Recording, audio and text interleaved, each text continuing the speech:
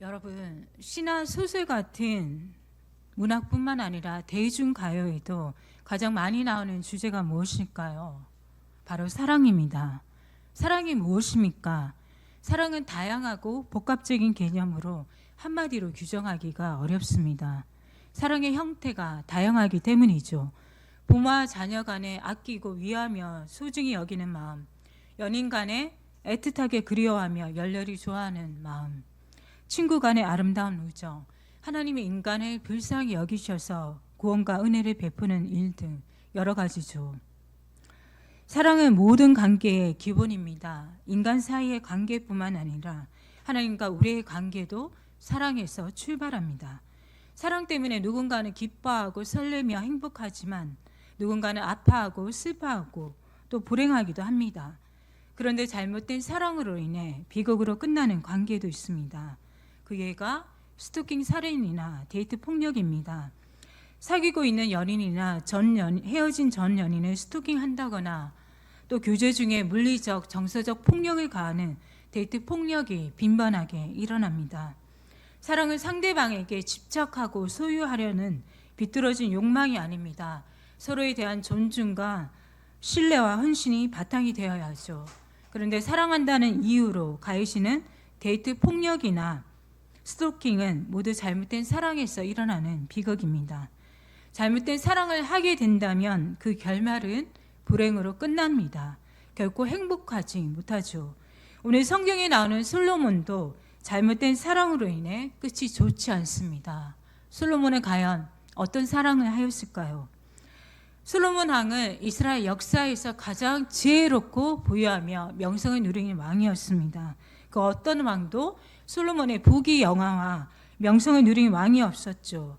개인적인 부귀 영화뿐 아니라 그의 치세 때 이스라엘은 강대한 나라가 되었습니다. 그런 솔로몬이었지만 한편으로 그는 이스라엘이 북이스라엘과 남유다로 갈라지게 한 원인을 제공하였습니다. 그 원인이 무엇일까요? 본문 1절에 그 단초가 나타납니다. 솔로몬 왕이 바로의 딸 외에 이방의 많은 여인을 사랑하였으니 곧 모압과 암몬과 에돔과 시돈과 헷 여인이라. 이스라엘이 남유다와 북이스라엘로 나눠지게 된 시발점이 바로 솔로몬 왕이 이방의 많은 여인을 사랑한 것입니다. 바로의 딸뿐 아니라 많은 에돔과 모압과 암몬과 시돈과 헷 여인을 사랑하였기 때문입니다. 여러분, 왜 많은 이방 여인을 사랑한 것이 나라가 분열되는 계기가 되었을까요? 사랑하는 것이 죄입니까? 대답 없는 걸 보니 죄가 아니라고 생각하시네요. 네, 1절에서는 솔로몬이 이중으로 잘못을 범하였음을 지적하고 있습니다. 대상이 이방 여인이며 많은 여인을 사랑한 점입니다. 솔로몬이 처음 바로의 딸과 결혼한 것은 강대국 애국과의 동맹을 맺어 자신의 왕권을 공고히 다지고 국력을 가시하기 위한 목적이었을 것입니다. 많은 이방 여인과 결혼한 것도 마찬가지였겠죠. 사실 고대에서는 국제 결혼으로 외교적 동맹을 강화하는 것이 흔하였으니까요. 그러나 솔로몬이 이방 민족과 혼인 동맹을 맺은 사실만으로도 그가 하나님이 아닌 외세에 의지하였음을 보여줍니다. 그런데 오늘 본문 1절에서는 솔로몬 왕이 이방의 많은 여인을 사랑하였다고 분명히 말합니다. 이는 단순히 외교적 목적이 아니라 연애 대상으로 이방 여인들을 사랑하였음을 말합니다. 여기서 사랑하다에 해당하는 히브리어 아하브는 사랑하다, 기뻐하다, 좋아하다, 연애하다라는 다양한 뜻을 가집니다. 이 아하브는 다양한 뜻이 있는데 먼저 단순히 감정적으로 좋아하는 차원 상태를 넘어서 의지적인 선택과 불변하는 충성, 언약적 헌신 관계를 의미합니다. 의지적이고 관계적인 사랑, 책임과 헌신을 포함하는 주로 하나님과 인간 사이의 사랑을 나타냅니다. 여러분, 하나님께서 모든 민족 중에 우리나라도 아니고 한민족도 아니고 자기 백성으로 이스라엘을 선택하신 이유가 무엇입니까? 이스라엘이 다른 민족보다 수가 많아서 또 도덕적으로 탁월해서가 아닙니다. 신명기 7장 8절에서는 여호와께서 이스라엘을 사랑하셨기 때문에 그들의 조상에게 맹세하신 약속을 지키기 위해 이스라엘을 선택하셨고 종살이 하던 애굽에서 건져내셨다고 말합니다. 이때 쓰인 하나님의 사랑이 아하브입니다. 하나님께서 이스라엘을 사랑하신다는 것은 하나님의 의지적인 선택으로 이스라엘을 자기 백성 삼으시고 아낌없는 사랑과 은혜를 변함없이 베푸시겠다는 것을 의미합니다. 그렇기에 이스라엘의 수많은 불순종과 반역에도 불구하고 그들을 끝까지 사랑하셨습니다. 비록 그들의 죄악으로 인해 심판하시고 징계하셨지만 하나님은 그들을 끝까지 버리지 않으시고 그들을 다시 회복시켜 주셨죠. 하나님의 아하브 사랑은 선택하시고 끝까지 책임지시는 사랑입니다. 변치 않은 사랑으로 지키시고 인도하시며 구원해 주시는 사랑입니다. 여러분이 하나님의 자녀가 된 것도 오직 하나님의 사랑 때문입니다. 믿으십니까? 우리가 다른 사람보다 선하고 정의로워서가 아닙니다. 하나님께서 오직 우리를 사랑하셨기 때문입니다. 하나님께서는 미리 우리를 택하셔서 변함하는 사랑으로 지금도 우리를 사랑하고 계십니다. 하나님께서 이처럼 우리를 사랑하시기에 우리에게 독생자 예수 그리스도를 보내주셔서 우리를 구원해 주셨습니다. 이 아하브를 헬라어로 번역한 것이 아가페입니다.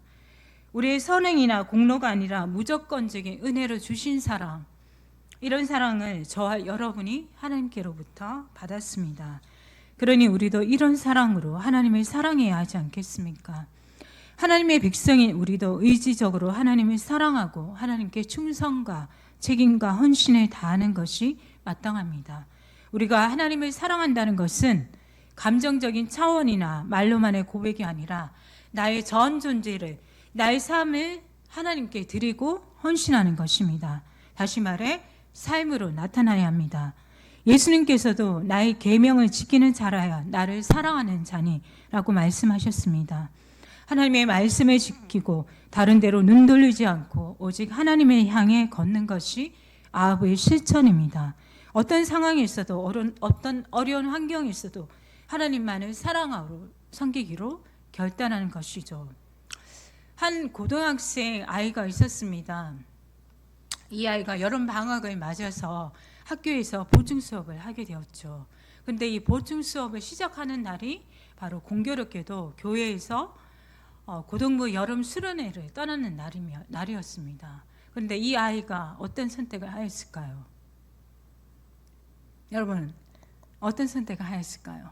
이 아이는 이 보충 수업에 가는 것을 포기하고 고등부 여름 수련회를 떠났습니다. 그리고 수련회를 마치고 돌아온 날 선생님께서 그 아이를 교무실로 부르셨죠.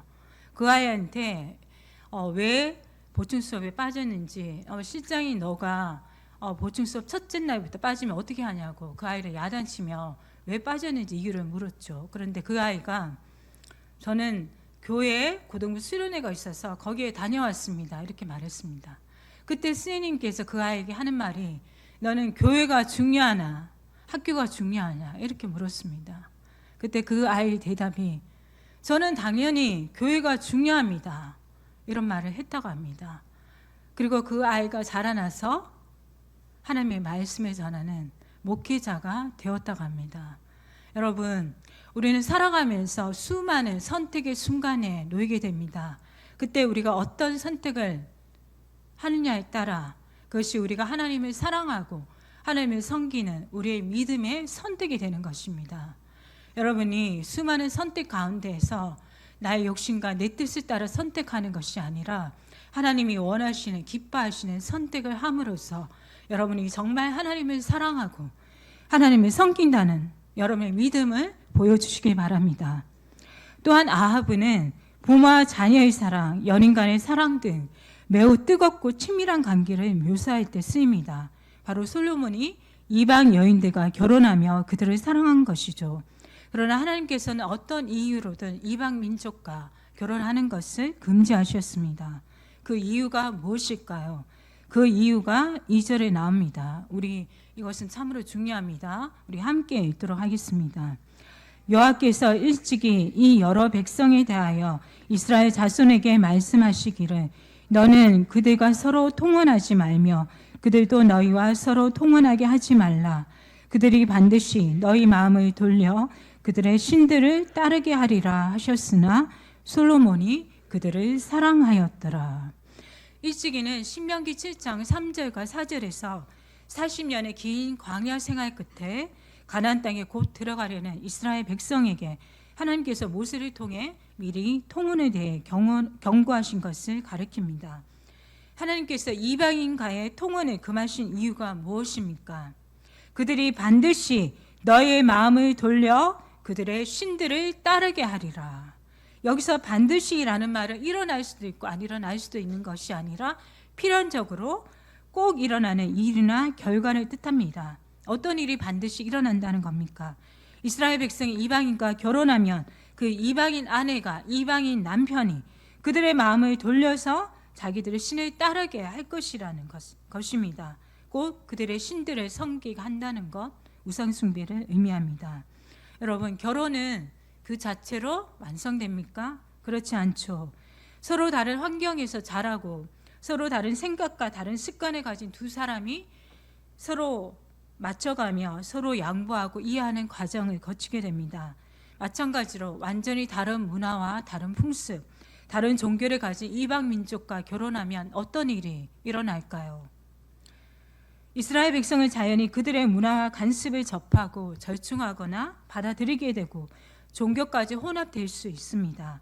그러면 이스라엘 여호와 신앙이 순수하게 지켜지겠습니까? 이스라엘 고유의 신앙이 가나안 종교와 혼합하여 변질되지 않겠습니까? 그래서 하나님께서 이방인과의 결혼을 금지하신 것입니다. 이스라엘 신앙의 순수성을 지키기 위해서 말입니다. 우리가 믿지 않는 사람과 결혼하지 말아야 하는 것도 우리의 신앙을 지키기 위해서입니다.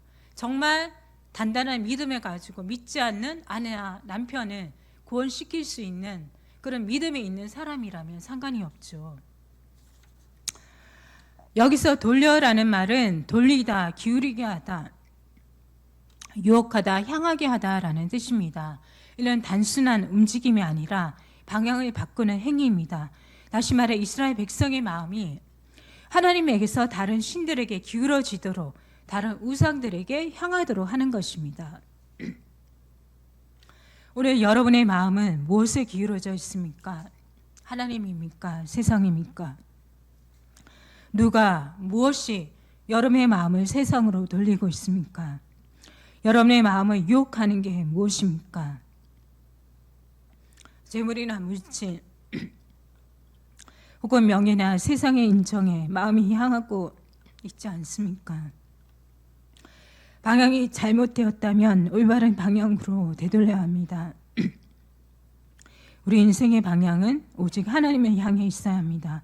하나님이 아닌 우리 마음을 기울이게 하는 그것은 우리를 넘어지게 하는 올무와 같습니다.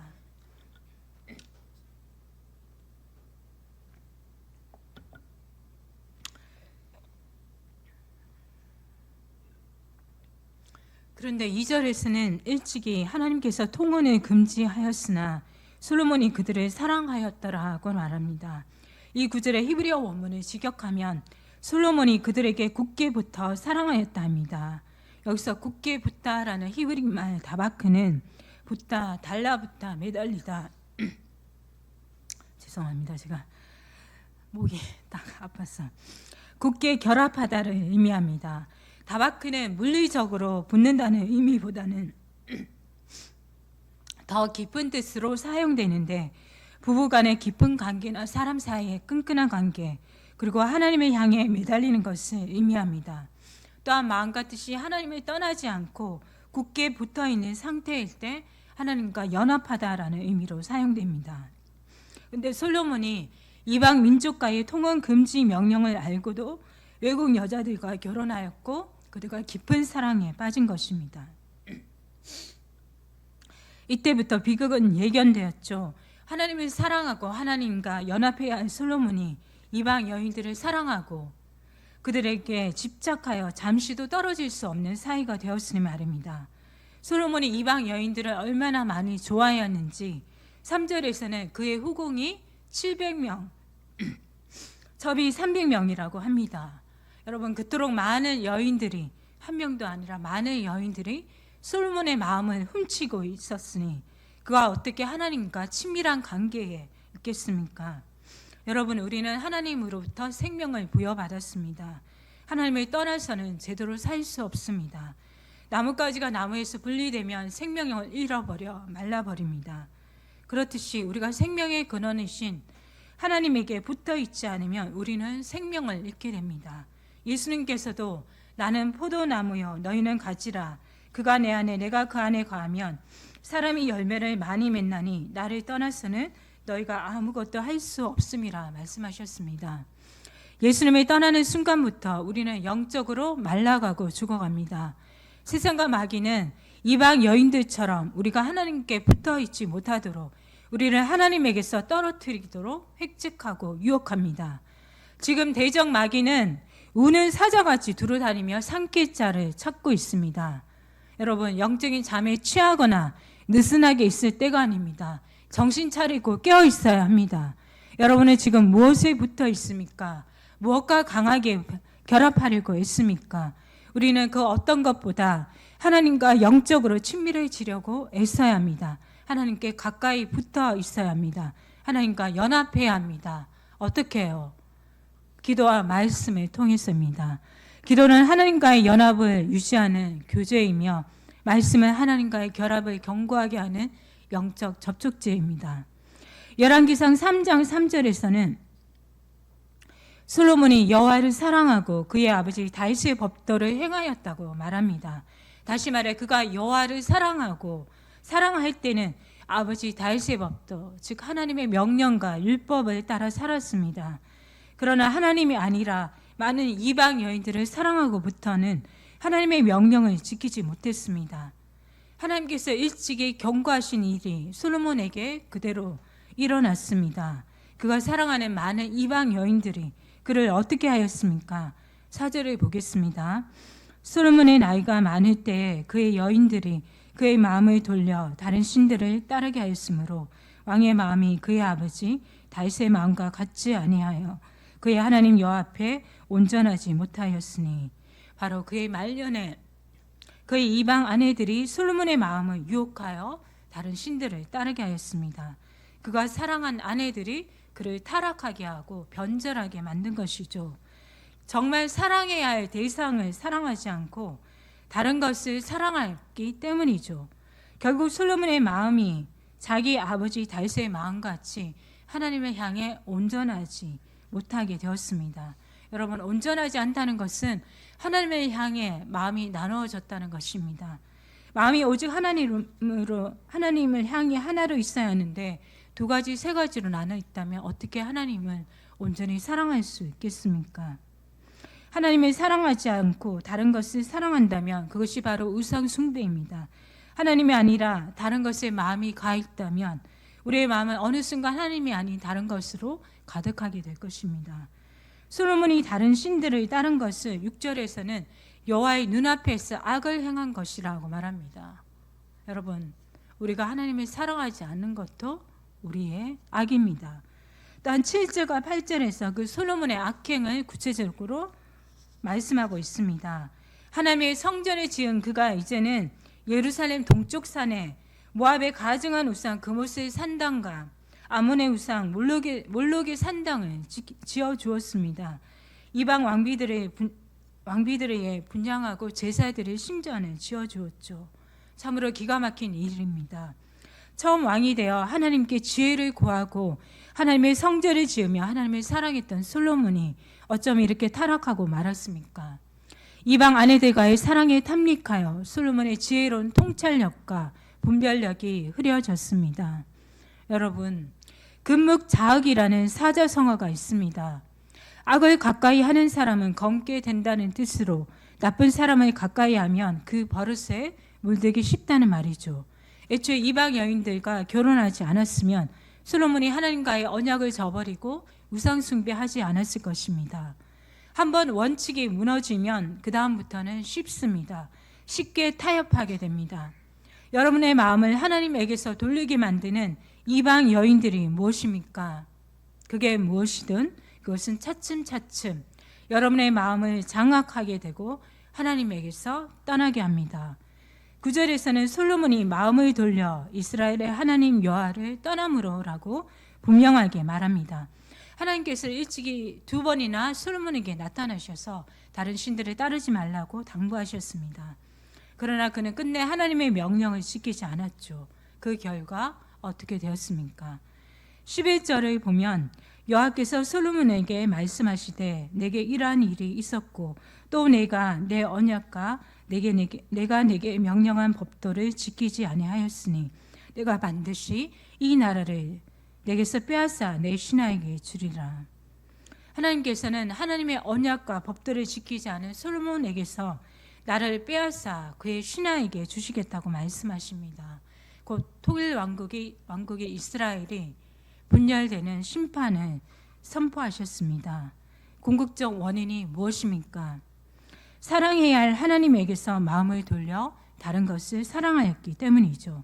결국 솔로몬의 잘못된 사랑으로 인해 이스라엘이 둘로 갈라지는 결과를 초래한 것입니다. 여러분, 이스라엘의 정체성이 무엇입니까? 하나님의 거룩한 백성이라는 사실입니다.